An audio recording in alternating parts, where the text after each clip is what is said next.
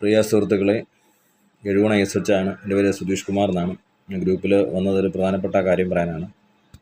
ഒരു മീറ്റിംഗ് വിളിച്ചു കൂട്ടി നമുക്കെല്ലാവർക്കും ഒരുമിച്ചത് കണ്ട് ഡിസ്കസ് ചെയ്യേണ്ട ഒരു കാര്യമാണ്.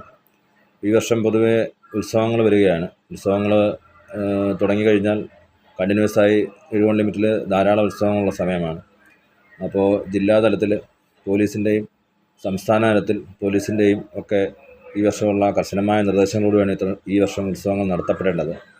ഉത്സവങ്ങളുടെ പ്രോഗ്രാമുകളൊന്നും തന്നെ ഞങ്ങൾ ഇടപെടാൻ തയ്യാറല്ല. പക്ഷേ പ്രോഗ്രാമുകളുടെ സമയക്രമം, മൈക്ക്, ഉച്ചഭാഷിണികൾ ഉപയോഗിക്കുന്നതിൻ്റെ സമയക്രമം തുടങ്ങിയവയൊക്കെ വളരെ കർശനമായിട്ട് കോടതികൾ നിരീക്ഷിക്കുന്ന ഒരു കാലഘട്ടമാണ്.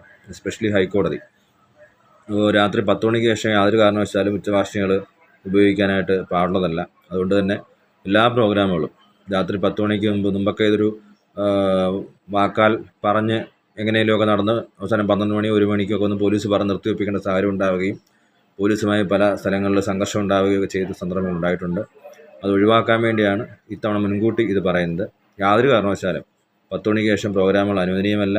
നിങ്ങളുടെ സമയം നിങ്ങൾ ക്രമീകരിച്ച് അവരുടെ അടുത്ത് പറഞ്ഞ് പ്രോഗ്രാമുകൾ 10 മണിക്ക് മുമ്പ് തന്നെ അവസാനിപ്പിക്കാനും പോലീസിനോട് സഹകരിക്കുകയും ചെയ്യേണ്ടത് വളരെ അത്യാവശ്യമാണ്. ഇത് യഥാസമയം പാലിക്കപ്പെട്ടില്ല എങ്കിൽ പോലീസിൻ്റെ കർശനമായ നടപടികളുണ്ടാവും. ക്ഷേത്ര കമ്മിറ്റിക്കെതിരെ കേസുണ്ടാവും. മൈക്ക് സാങ്ഷൻ കൊടുത്ത ആൾക്കാർ, ഏത് മൈക്ക് ലൈറ്റ് ആൻഡ് സൗണ്ട്സ് ആണോ അവർക്കെതിരെ നടപടിക്രമങ്ങളുണ്ടാവും. അതിലൊന്നും യാതൊരു വിട്ടുവീഴ്ച ഉണ്ടാവത്തില്ല. DYSP അതിൽ പ്രത്യേകമായിട്ട് ശ്രദ്ധ ചെലുത്തുന്നുണ്ട്. അദ്ദേഹത്തിന് റിപ്പോർട്ട് കൊടുക്കാൻ വേണ്ടി പറയുന്നുണ്ട്. അതുമായി ബന്ധപ്പെട്ട് കോടതിയിൽ നിങ്ങൾ കേസുണ്ടാവും.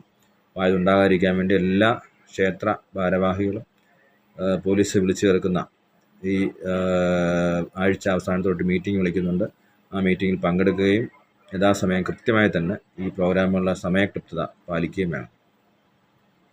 Okay, thank you.